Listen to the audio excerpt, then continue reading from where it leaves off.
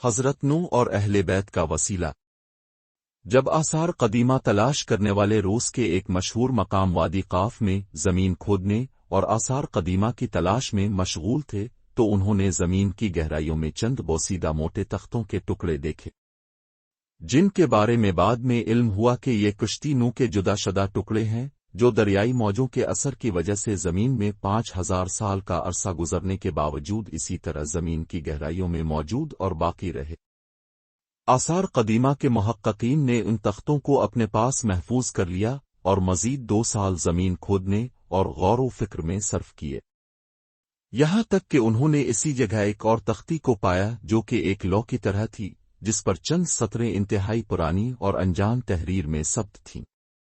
یہ تختی بغیر اس کے بوسیدہ ہو اسی طرح سالم اور باقی تھی اور بہت ہی حیران کن تھی۔ اب بھی یہ تختی ماسکو کے عجائب گھر میں موجود ہے، جسے دیکھنے کے لیے ملکی اور غیر ملکی سیاح آتے ہیں۔ اس انکشاف کے بعد روسی محکمہ آثار قدیمہ نے اس لوح اور تختی کی تحقیق کے لیے ایک کمیٹی بنائی جو کہ 7 افراد پر مشتمل تھی، جس میں ماہر علم تاریخ، خط شناسی کے استاد اور روس اور چین کے ماہر زبان دان شامل تھے۔ جن افراد کو تحقیق پر مامور کیا گیا ان کے نام اس طرح ہیں: پروفیسر سولینوف، جو کہ پرانی زبانوں کا استاد اور ماسکو یونیورسٹی کا ماہر علم تاریخ تھا، ایفہان خنیو، جو کہ زبان شناسی کا پروفیسر اور چین کی لولوہان یونیورسٹی کا استاد تھا، میشانن لوفارن، جو کہ روس کے تمام آثار قدیمہ کا محتمم تھا، قاغول گورف، جو کہ کیفزو یونیورسٹی میں لغات کا استاد تھا، پروفیسر دی راکن،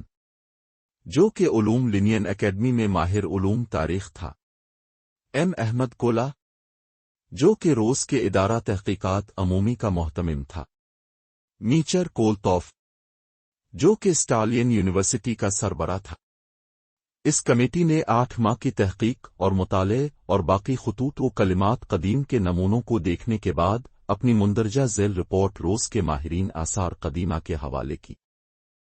لکڑی کی بنی ہوئی یہ تختی انہی تختیوں کے ٹکڑوں میں سے ہے جن کا پہلی دفعہ کھوج لگایا گیا تھا اور ان سب کا تعلق کشتی نوح سے تھا۔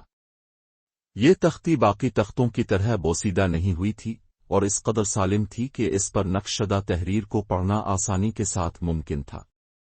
اس عبارت کے حروف و کلمات سامانی اسامی زبان میں تھے جو کہ در حقیقت اللغات ہے اور جس کی نسبت سام بن نوح کی طرف دی جاتی ہے۔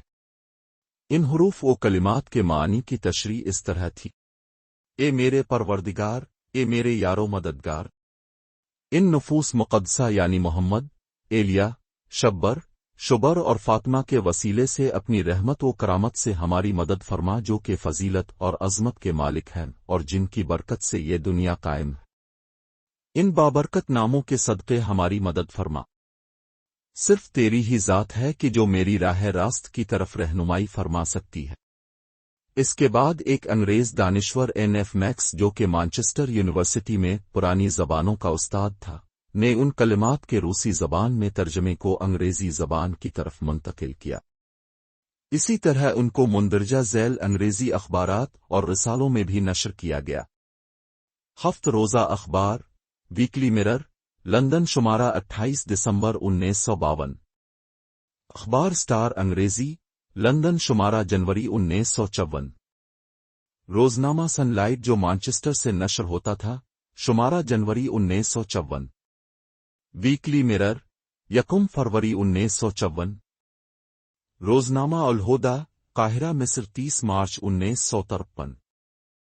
اس کے بعد ایک پاکستانی دانشور اور محدث حکیم سید محمود گیلانی جو کہ ایک موقع پر روزنامہ عہد الحدیث پاکستان کے مدیر اور اہل سنت کے سربراہ تھے۔ اس کے بعد تحقیق کی بنا پر مذہب شیعہ اختیار کیا اور ان مطالب کو اردو زبان میں منتقل کر کے ایلیا مرکز نجات ادیان عالم کے نام سے ترجمہ کیا۔ کتاب ایلیا اردو زبان میں 45 صفحات پر مشتمل ہے جسے دائرۃ المعارف الاسلامیہ لاہور پاکستان نے 1961 میں 42ویں نشریہ کے عنوان سے نشر کیا۔ اس وقت اخبار برہ نجف شوال اور ذوالقعدہ کے شماروں میں 1965 کے سال اول صفحہ نمبر 78 سے 81 تک وہ مبارک نام جن کو حضرت نو نے وسیلہ بنایا کے عنوان سے اردو سے عربی میں ترجمہ کیا گیا تھا۔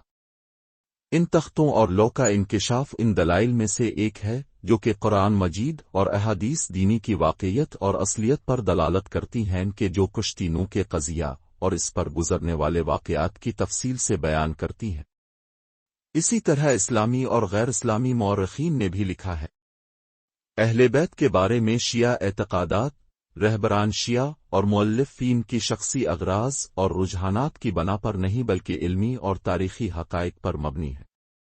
کہ شیعوں نے اپنے آپ کو ان چیزوں کا پابند ہونے کے لیے ناچار دیکھا اور جس کے نتیجے میں انہوں نے اہل بیت کی پیروی کا انتخاب کیا۔ واضح رہے کہ حضرت نو علیہ السلام کا خاندان رسالت سے امداد طلب کرنا، نزول قرآن اور پیدائش اہل بیت سے چند ہزار سال پہلے ان کے بابرکت ناموں کا کشتی پر نقش ہونا،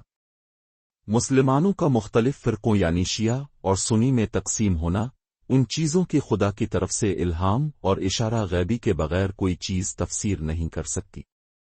درست ہے کہ پنجتن پاک حضرت محمد صلی اللہ علیہ وآلہ وسلم، حضرت امام علی علیہ السلام، حضرت امام حسن علیہ السلام، حضرت امام حسین علیہ السلام اور حضرت فاطمہ سلام اللہ علیہا کے مقدس نام لو پر تبرک اور دعا کے عنوان سے نقش تھا۔ در حقیقت یہ عجیب پیشنگوئی بہت طویل عرصے قبل خاندان رسالت کی پیدائش کے بارے میں ہے، جنہوں نے طوفان کے 5000 سال بعد اس دنیا میں قدم رکھا۔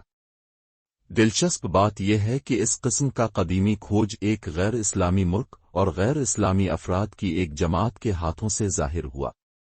اور ایک ایسی جگہ پیش آیا کہ جہاں نصف صدی سے زیادہ عرصے سے دین، مبدأ، معاد، وحی اور رسالت کے عقیدے کا انکار کیا جا رہا تھا، اور وہ صرف مادہ پرست تھے اور اسی پر قائم تھے۔